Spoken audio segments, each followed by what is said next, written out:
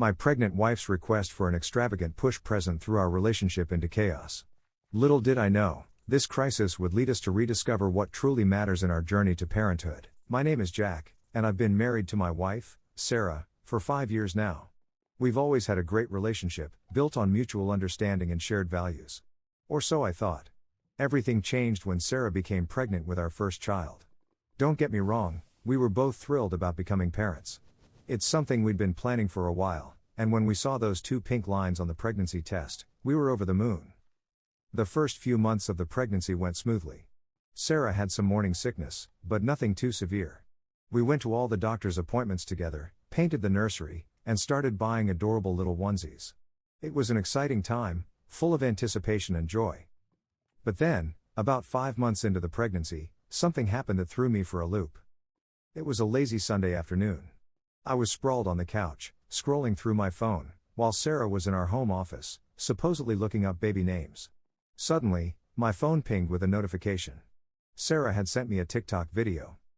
Now, Sarah and I aren't big on social media. We have accounts, sure, but we're not the type to spend hours scrolling through feeds or making dance videos. So, when I saw she'd sent me a TikTok, I was a bit surprised. I opened the video, curious about what had caught her attention. It started playing, and I immediately felt a sense of unease. The video featured a woman talking over one of those extremist podcasts I'd heard about but never actually listened to. The woman was going on and on about something called a push present. At first, I didn't even know what that meant. I paused the video and quickly Googled the term. Apparently, a push present is a gift given to a woman by her partner after she gives birth, as a thank you for carrying and delivering their child. Okay, I thought. That doesn't sound too bad. A nice gesture, maybe some flowers or a piece of jewelry. But as I resumed the video, I realized this woman's idea of a push present was far from a simple token of appreciation. The woman in the TikTok was ranting about how it should be a body for a body. According to her, this meant the man would have to get a permanent tattoo on his lower body, give his partner a house, and a car as a gift exclusively for her. I felt my eyebrows climbing higher and higher as I listened. This concept seemed not just strange, but downright absurd to me. I understand wanting to show appreciation for what women go through during pregnancy and childbirth. It's no walk in the park, that's for sure. But this level of materialism gave me the creeps. The woman's entitled attitude, the vindictive tone in her voice when she talked about the tattoo, the envious glint in her eye as she listed off her demands, it all felt so over the top. I couldn't help but think about how the decision to bring a child into the world is made by both partners. In our case, Sarah wasn't being forced to be a mom or to get pregnant. We both wanted to be parents. Thinking this video must be some kind of joke or satire, I simply replied to the TikTok with a few laughing emojis and moved on. I assumed Sarah had sent it to me as a "can you believe this crazy lady?" kind of thing. You know, like, oh look how dumb this woman is, thinking she deserves all that. I chuckled to myself and went back to scrolling through my phone, thinking that was the end of it. But oh, how wrong I was. A few minutes later, I heard footsteps coming from the direction of our home office. Sarah appeared in the doorway, her face serious. "Did you watch the video I sent you?" she asked, her tone oddly flat. I nodded, still grinning a little. "Yeah, that was pretty wild, huh? Some people are just so entitled." Sarah didn't smile back. Instead, she took a deep breath and said, "I don't expect a tattoo and a house exclusively for me, but I do want you to dip into your personal savings to get me a car. Just for me." I stared at her for a moment, waiting for the punchline. When it didn't come, I burst out laughing. Surely, this was a joke. My wife, my rational, level-headed Sarah, couldn't possibly be serious about this. "Good one, babe," I said, wiping tears of laughter from my eyes. "You really had me going there for a second." Sarah's face darkened. "I'm not joking, Jack. I'm completely serious." The laughter died in my throat as I realized she wasn't kidding. I felt like I'd stepped into some bizarre alternate reality where my wife had been replaced by a pod person. "You're serious?" I asked, still half expecting her to crack a smile and say gotcha. But she didn't. Instead, she crossed her arms over her growing baby bump and said, "Yes, I'm serious. I expect a real push present." I sat up straighter on the couch, trying to wrap my head around what was happening. "Sarah, honey, don't you think the gift of parenthood is enough? I mean, we're going to have a baby. Our baby. Isn't that the greatest gift of all?" She rolled her eyes. "Of course, the baby is a gift. But that's not what I'm talking about. I'm talking about recognition for what I'm going through to bring this child into the world. I could feel my patience starting to wear thin, but I tried to keep my voice calm. Look, I appreciate what you're going through. I really do. And I was planning on getting you something special after the birth. Maybe a nice piece of jewelry you've had your eye on, or we could go for a spa day once you're feeling up to it. But a car? That's a bit much, don't you think? Sarah's eyes narrowed. A bit much?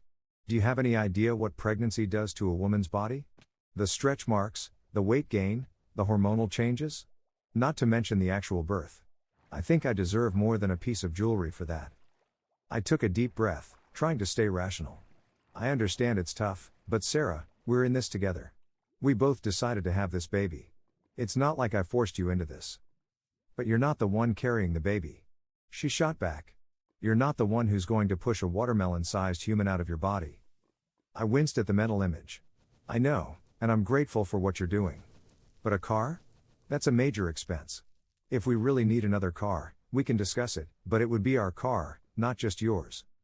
Sarah's face crumpled. So you don't think I'm worthy of a special gift? Is that it? What? No, I exclaimed, feeling like this conversation was spiraling out of control. Of course you're worthy. You're my partner, the mother of my child. But Sarah, we have to be realistic here.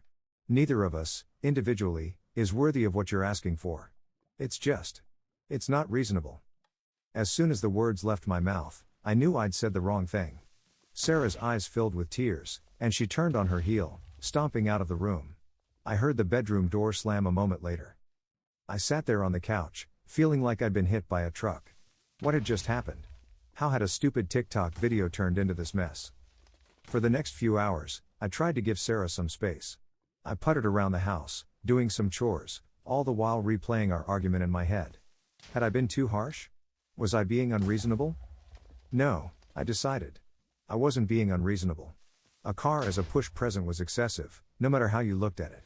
We were about to have a baby, for crying out loud. We needed to be saving money, not splurging on unnecessary luxuries. As evening approached, I decided to try and smooth things over. I knocked gently on our bedroom door. Sarah? Can we talk? There was no response, but I could hear muffled voices inside. I pressed my ear to the door and realized Sarah was on the phone, probably with her sister, Megan.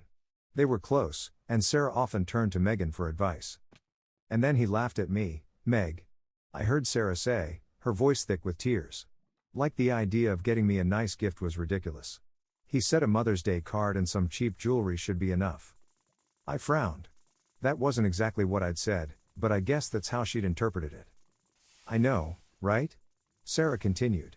It's not like I'm asking for the moon. Just a car.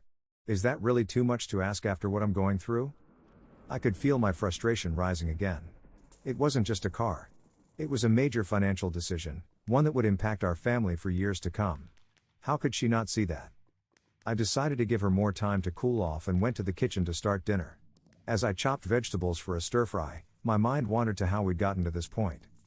Sarah and I had always been on the same page about most things. We'd met in college, both of us studying business.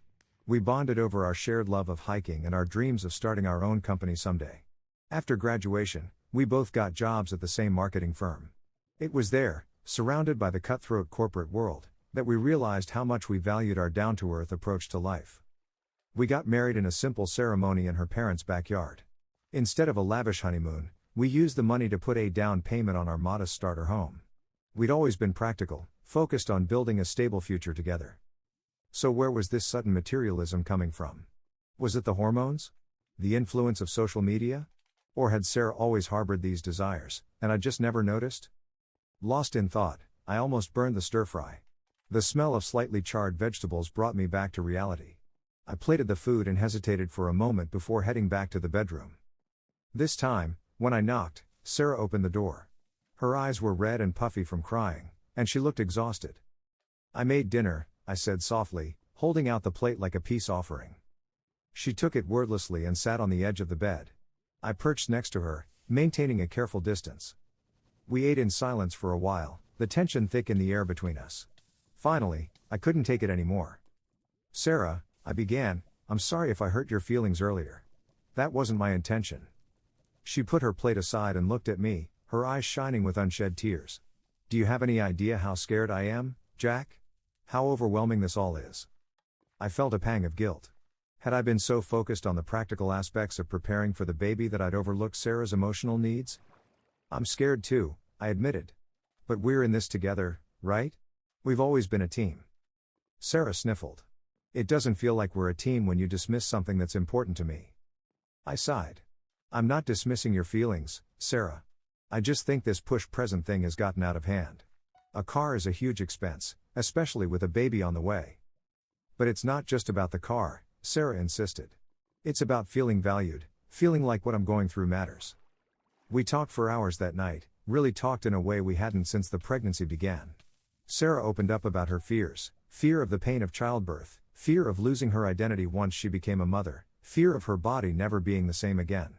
I shared my own anxieties about becoming a father, about providing for our growing family, about being enough. By the time we fell asleep, curled up together like we used to before the pregnancy made it uncomfortable, we hadn't resolved the push-present issue. But we had reconnected as a couple, and that felt like a step in the right direction. The next few weeks were a whirlwind of doctor's appointments, childbirth classes, and last-minute preparations for the baby. Sarah and I were careful around each other, both of us trying to be more understanding and communicative. But the push-present issue lingered in the background, an unresolved tension neither of us wanted to address. Then, about a month before Sarah's due date, we had another ultrasound. As we watched our baby on the screen, its tiny heart beating steadily, I felt a wave of love and protectiveness wash over me. This was our child, a perfect blend of Sarah and me.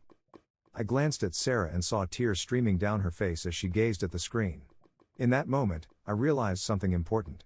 While I still thought the idea of an extravagant push-present was ridiculous, I had been approaching the situation all wrong. After the appointment, as we walked to our car, I took Sarah's hand. I've been thinking, I said, and I have an idea.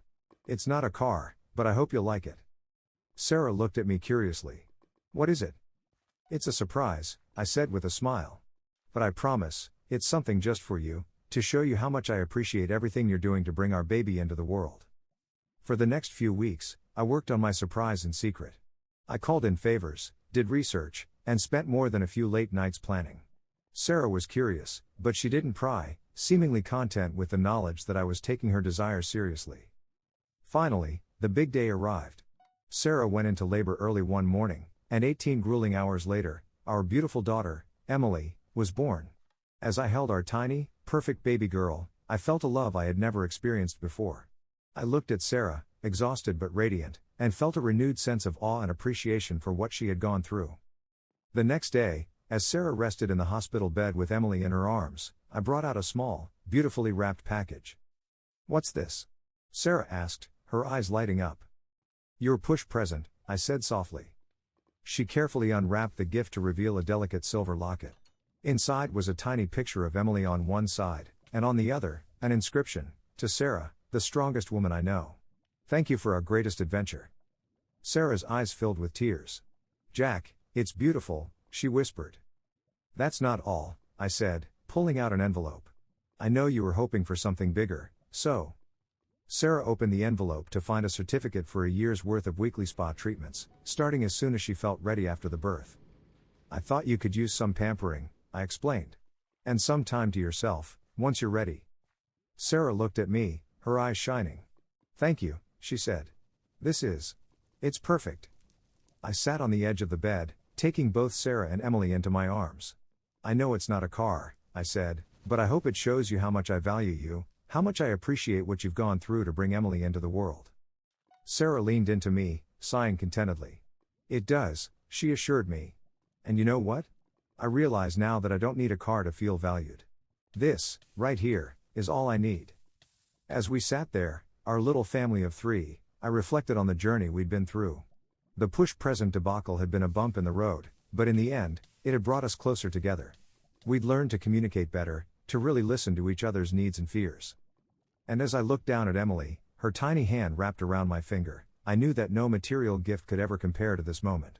This was the real push-present, the gift of family, of love, of a future filled with adventures we'd face together.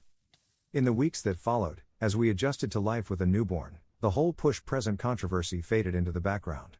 Sarah never mentioned wanting a car again, and I found myself appreciating her in new ways every day. The sleepless nights, the diaper changes, the moments of pure joy when Emily smiled or cooed, we shared it all, partners in this new adventure. One evening, as we sat on the couch with Emily sleeping peacefully between us, Sarah turned to me with a sheepish smile.